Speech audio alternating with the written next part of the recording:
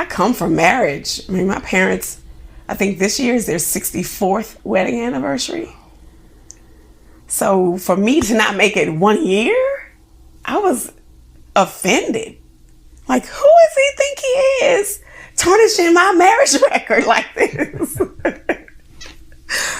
But I mean, to go from that and have to deal with, what are people gonna think about the fact that I did make it? And, I told everybody this was love, and you just gotta meet him. And I spoke so highly of this marriage, and I was so happy.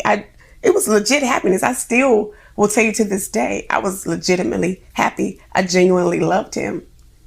And I don't feel any differently about that now. But to feel that way and then to see it snatched away, I felt like I deserved more. And my friend made me realize that.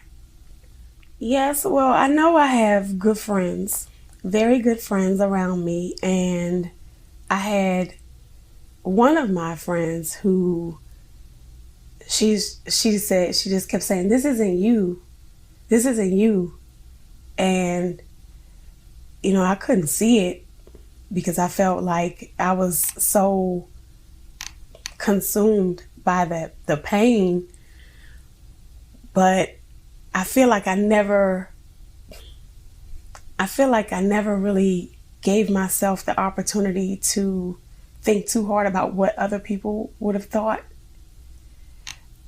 I know I cared, I did care that people would say, what, you mean, you just got married? What do you mean you're divorced? Give me back my kids. And I still have some, really. I still have some of those kids. I say, what am I going to do with all this stuff? But to feel that way and know that I don't think I had ever been a person who had self-esteem issues. I know that, as a child growing up in grade school, I know the other girls used to bully me and tease me and, talk about different things that weren't developing like everybody else's were and all that kind of stuff. And I'm not going to get any more detailed than that, but I still never really let it affect me. I never let it in, I don't think. So to get to the point where I was grown and I'm feeling like I'm giving this man the best that I have to offer, like everything I thought a marriage should be, that wife who's doing all that she can to please her husband, and he still was not coming home at night. To do that and know that inside I was still God's daughter and my dad's daughter, and I didn't come from that, and I shouldn't have had to take that. So you really just have to decide and be firm enough with I don't deserve this. And actually, what's really interesting is I spoke to the girlfriend, and it was to the point where I was calling her because I found her phone number, and she was indulging me. So she was calling, she would answer my phone calls. Civil or hostile dialogue? It was civil. I would be angry and maybe yelling, but not yelling like, I wasn't threatening her. I was just trying to get her to understand, this is my marriage. I want this to work. And you're dealing with a person who does this. And I was painting this negative picture of him to her, hoping that I could make her realize that she didn't want someone who was like that.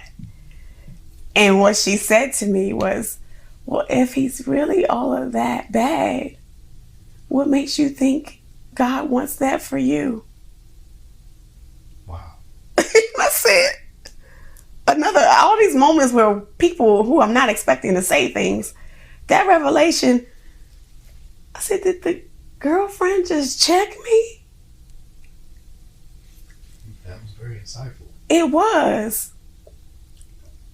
And for her to be the other woman and then come at me spiritually, right, was What? But I say that was really what hit me when I realized this is not what I deserve.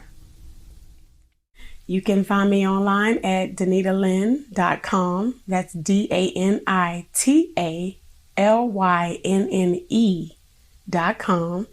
Visit there. You get a chance to get a free excerpt of the book if you don't want to invest fully at the beginning. And you can find me on social media, on Instagram at DLynn Speaks, as well as on Facebook as Danita Lynn.